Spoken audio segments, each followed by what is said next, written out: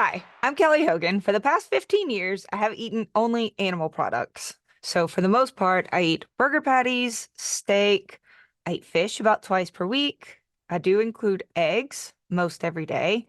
I eat some dairy, but I do limit it. I don't eat just plates and plates of cheese. I'll occasionally have some pepperoni, but I don't live on a charcuterie diet. It's mostly fresh meat, fresh beef, pork, chicken, fish, mostly beef. That is what I have done in order to get rid of IBS symptoms. I had inflammation of the sternum, costochondritis. I had fertility issues, chronic acne. I had a lot of anxiety, which can come right back even still if I have anything with soy in it. Uh, all of these issues went away along with 130 pounds when I completely changed my diet. Some of you may already know this about me, but quick intro. Today, I would like to talk to you about my before and after photos and something that I feel like I probably should have said a long time ago. But first, I would like to show you some completely not photoshopped pictures. I'm going to try to make a point here. Some completely not photoshopped pictures. When I see these photos, I think, oh my gosh, these people are so much braver than I am. They're stronger than I am. I would never. I would die. Oh my gosh, I couldn't. It makes me feel like a pansy when I look at these. I get sort of sweaty palms and a little like weak kneed. So here we go. All right. This is the first of the photos. Again, there's no photoshopping. This is just a raw photo of this woman. When I see this, I think, oh my gosh, look at her grip strength. I couldn't do that. I have a few more examples. All right, here he is hanging off. I'm looking at her face thinking, she almost looks like happy shocked. Do you even like your man? He's about to fall to his death, lady. Come on. No. Nope, nope, nope, nope. Oh, just takes my stomach. Him looking down at the earth, hanging with one arm. Her cheesing up here. Like, again, she doesn't even like this guy. Grab his hand. Hold on for dear life. He's falling. All right, here's a friend shot. And it makes me wonder, do your friends even love you? Yeah, she's holding on to her ankle, but let's look closely. Or is she? Grab on tighter. We're losing her. I how? How strong are you? How brave? How weak am I? I could not do this. And one more. I guess you're just kissing him goodbye because I don't even know how you get back up on this rock from here. I couldn't. I don't think I could do that. So what's wrong with me? Am I weak? Okay, I promise. I promise there's a point here. What we see on social media and in people's before and after pictures may leave you feeling maybe not sweaty palmed and weak in the knees, woozy, but it might make you think, how did they do that? And you look at yourself and think, it's not working that way for me. I'm trying to do all of the things and it's not working for me. Maybe I don't have enough willpower. I'm not strong enough. My diet isn't perfect enough. My macros aren't just exactly right. Why am I not having this big, amazing photo shoot? What's wrong with me? But we aren't always getting the full story, and I want to show you the rest of the story when it comes to those photos. Okay, here's the truth. They're not photoshopped, but from a certain angle, you can now see, oh, this lady is literally 3 feet off the ground tops. Right? It turns out this is a really famous rock, and there's almost always hours and hours of waiting in line to get your photo taken with this rock. Because from certain angles, it looks like you're hanging off the side until you see the rest of the story. You're right off the ground. In fact, I've been told that there's at least one photographer up here who makes a killing every year because he knows exactly how to tell people how to time their shots, how to jump off the ground and hang on to the rock for that one quick moment where, and he can angle the camera just right. And it looks like he's doing something incredible. Okay, I could do that. I could do that. Couldn't you? That's not actually all that impressive at all. So today I want to talk to you about the fact that those photos weren't photoshopped. It just didn't show the full whole picture. And if you saw the whole picture, you would realize I'm just as capable as these people are. And that's what I want you to know today. When I share my before and after pictures, I want to give people hope that things can change, that it wasn't my genetics and my family history. It wasn't me just having this broken metabolism. It was literally I was eating the wrong foods. When I changed that, then my health, my body, my weight, other things changed as well. My relationship to food, all of that changed. What I wouldn't want people to do is to look at these photos and think, oh, bam, all she did was stopped eating carbs, started eating meat, and ta-da, she lost 130 pounds just like that. Because that's not what happened. What I really want to talk to you about is that little white line between the before and the after photo. That white line may look insignificant. It's just the space between, right? It's just the space between. What you can't see between those two photos are the first couple of weeks when I started cutting out carbs, when my hands were shaking and all I could think about were stupid animal crackers because I had a friend who kept them in our classroom at school. And I just kept obsessing about them. They weren't even my favorite, but I just wanted them so badly. You can't see me at my house with this cake that actually it was the same friend. She gave me a cake to go home with for my birthday. It was beautiful. And you can't see me at home like, oh my gosh, and distraught about this cake. And then eventually covering it in dish soap because I was afraid I would eat it out of the garbage can. Because, yeah, I had gone there before.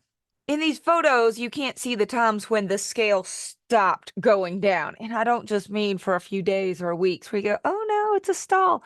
No, there was a time period when I was in the 160s. Okay, so for starters, I was in the 260s and I lost 100 pounds and got down to the 160s. I still had at least 20 pounds to go. And the scale did not move. It did not move for nearly 2 years. So much so that I was just convinced I think this is just my set point. This is where I'm going to stay because I'm still doing all the right things. I don't know what else to do. It's just not going down anymore like it was. I went out and bought a new wardrobe. I mean, thankfully, I bought it at Goodwill for the most part because I didn't want to drop a lot of money on a whole new set of clothes, but I lived in those clothes for a couple of years. And then eventually, yes, the scale did start moving again, but you can't see all that there. You can't see the frustration I had where I started to doubt, is this even the right path?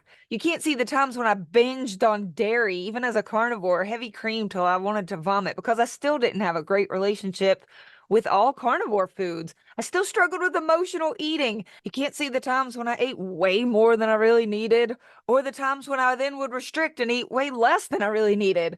I didn't always know exactly what I was doing, but I knew this. I can't go back. I can't go back to all the carbs and the junk that I was eating before that got me in this fix in the first place. And yes, there are definitely some tweaks. When I work with my group members, I have a TDEE, a total daily energy expenditure calculator. It's a calculator that I designed just for my group members, and it gives them an ideal amount of calories based on their age, size, gender, and activity level. And it's for carnivores. So it doesn't tell you how many carbs to eat. It's for just fat and protein, meat, how much meat to eat. Yes, that can help. I see it break stalls. There are things that we do like metabolic reset days. Some of you have heard a lot of much ado lately about sardine fasting. Yeah, it sometimes does break a stall. There are people who get great results with water fasting and bone broth fasting. There are many different metabolic reset days, super lean days, all the fat on a fat fasting day where you eat basically nothing but fat. These are great tools. I also want to mention that there's a lot happening below the surface that won't show up on a bathroom scale. And I'm certain that was taking place in that little white line between the before and after pictures is something at play. It's a master hormone called insulin. My insulin was surely coming down. I didn't know to have it checked, so I can't prove it. I can't put up my fasting insulin scores from, 2011. But I can tell you, my fasting insulin now is really low. It stays at about a 2 or below, and that makes everything easier and better. Dr. Ben Bickman says that once you get your fasting insulin to a 6 or below, weight loss is going to get so much easier. And I have found that to be true for myself and for many others. It's not just like a switch flips and suddenly, oh my gosh, fasting insulin is a 6. I'm skinny. But it makes it easier. And he's tested this with many people in the lab, as well as on just petri dishes of fat cells. When he can reduce the insulin, it improves the likelihood that a fat cell will shrink. Well, how do we get our insulin down? So glad you asked. There are 5 main ways.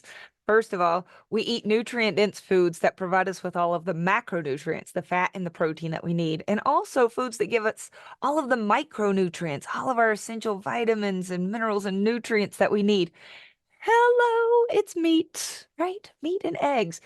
Fish, beautiful animal products give us that. Second thing we do is skip everything else, the toxic junk, especially processed sugary junkies, foods that are going to jack up your glucose will always jack up your insulin. Okay, so elevated glucose time and time and time again, where you're constantly spiking your glucose over and over, is going to lead to elevated insulin. Even if you're not a type 2 diabetic and you say, well, my A1C is pretty good, that doesn't mean your insulin isn't working very hard behind the scenes. So you can get your fasting insulin checked. I've made videos on how to do that on yourlabs.com. You can get it checked at a LabCorp facility for less than $13. Really easy. You can go as often as you want to pay $13. You don't even need a doctor's note to do this. You just show up, print off your piece of paper from Own Your Labs, get your fasting insulin checked. Okay, so far, we're skipping the foods that elevate our glucose. We're eating the foods that nourish our bodies and allow us to be free from food addiction and glucose spikes that keep out all of the toxins. If you're somebody who suffers with chronic inflammation like CIRS, chronic inflammatory response syndrome, you're also keeping out amylose. Amylose will make somebody with CIRS feel like trash. We're keeping that out while we nourish our bodies. That's the first two, is nutrition. After that, we're working on movement. Just working your muscles will help bring down insulin because it uses up glucose. And yes, walking counts. You use big muscle groups, legs and glutes and all of these big muscles to move yourself up and down hills and even on your treadmill. Walking does count. So does resistance training. Use muscles so you use your glucose and you're going to bring down your insulin. Always a win. So our nutrition is in check. We're moving. The last two are sleep and stress. I do have entire chapters of my handbook that I work with in groups on the long version of this, but I'm going to put up 2 screenshots. Let's do the first one about sleep. If you are not getting good, decent amounts of sleep, your body is going to stay stressed. Cortisol levels are dysregulated. Your leptin, you won't be leptin sensitive. Appetite is not regulated. You'll find yourself stress eating more due to lack of sleep. People in studies who were purposefully sleep deprived, even in a calorie deficit, this blew my mind. Even in a calorie deficit, when people are sleep deprived, they lose muscle mass and gain body fat on the same caloric deficit that other people were on who were getting enough sleep. They were able to keep their muscle mass and lose body fat. Same food, different sleep, and it made a big difference. Sleep matters. So if you've never worked on your sleep hygiene and your light and circadian rhythm and all the things that go into sleeping better, it could be your answer. I'm also putting up some tips on how to deal with stress management. My last video had to do with safety signaling, talking to ourselves, letting our bodies know we are safe. I may be stressed, I may be busy, but I'm safe. I'm nourished, I'm hydrated, I'm getting sleep, physical touch. I know people who go away and spend time with family and go away with their spouses, and they end up having so much fun on vacation. They eat the same carnivore-wise, but they come back and they always lose weight. I just heard Courtney Luna talking about this today. She went away on a trip with her husband. She came back. She said, why do I always lose weight when I do this? I'm eating lots of the same foods I normally eat. Well, I mean, are you getting a little more physical touch? Are you smiling more, laughing more, sending some safety signals? I don't know. I wasn't there in the hotel with them. I'm just saying, I think there really is something to our bodies feeling loved and safe and cared for that doesn't always have to take place in the bedroom. It might be you sitting out on the ground with sunlight on your face, breathing really deeply and letting yourself know I'm safe and picturing yourself healthy and well. It's beautiful. It's safety signaling. But those are the five. Nourish your body, keep out all these toxic junk foods, move your body, get good sleep, and deal with stress. All of that was happening in that white line between these two photos. And maybe that's where you are right now. You're working on those foundations and it's slow on the scale. Maybe it's not showing anything on the scale, but perhaps it is showing on your fasting insulin. And so when you see other people getting these results, it's like the mountain pictures, people hanging on the side of the cliff. It looks so amazing. I could never do that. But you're actually doing these amazing things behind the surface too. I saw a video clip this week and I shared it with my groups. I don't know who this man is at all, but his name was, I wrote it down, Myron Golden, and I'll link to this clip. I don't know a thing about him other than this clip caught my attention. One of my group members emailed it to me and I loved it.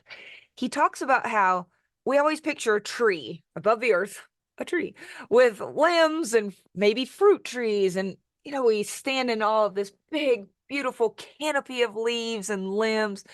Wow, majestic. What we don't see is when that seed first went into the ground, the dark, dank earth, that seed did not first start sprouting up. The seed first sprouts down. Trees grow down before they grow up. They grow with resistance. Once they're above the earth, there's not any resistance except gravity. You're just working against gravity. In the earth, that seed is pushing against the dirt. No one sees the work that's being done. No one saw me in the very beginning when I was 260 pounds, shaking, struggling with withdrawals, dish soaping that cake, taking my walks every night. It wasn't on Instagram. I didn't share my steps. I didn't even have a watch. Are they even invented? I don't think so. Now, here I've broken through the surface. I am a tree, baby. Look at me. I can post on Instagram every bite that I take and my before and after pictures. And that's what everybody wants, right? To be the tree. But first, we must be that seed. And we do that work, the dirty work, the unsexy work, the working on the sleep, the wearing those blue blockers, going to bed early, taking the walks and eating our meat. And we do it under the earth in private. It's me at night when I realize, oh, I didn't do those push-ups, getting out of bed next to the bed on the floor, doing those push-ups. Just so, because I said I would. I'm going to keep my commitments to my groups and to myself, and I'm going to do the work I said I was going to do. Nobody sees that on Instagram. Nobody saw the decade worth of burger patties that I ate every day, except, husband and coworkers. They saw it, but it wasn't on Instagram. Nobody cared. I didn't have a before and after picture. I was not the tree yet. And maybe that's how you feel right now. You're doing all this work that no one sees. Now, the cool thing about having a support group is you're not a tree alone on a hill somewhere. You're part of a grove, baby. You're growing amongst many other trees. And we see the work underground. I encourage the people in my groups to share their checklist every day. Tell me every night that you did the work. I'd like to know about those push-ups next to the bed or the fact that you stayed carnivore today, even when it was really hard at a party. That's the under the ground work. But if you're amongst many other seeds, you don't have to do it alone. I don't know if this message is coming across very organized, but the main point is I just want you to know, please keep going. You're doing such great things. And it may be that under the surface, behind the scale may not be working right now, cooperating with you. It may not be dropping at any steady rate at all. In fact, when people first start nourishing their body, you may even see the scale go up for a while. It happens. If your body has been malnourished and eating junky foods and not getting enough fat and protein, it's going to hoard all of that for a little bit and go, I'm not losing weight yet. I don't trust you. Give that some time. Nourish yourself. Continue to do the 5 pillars, the foundations of what is going to bring down insulin.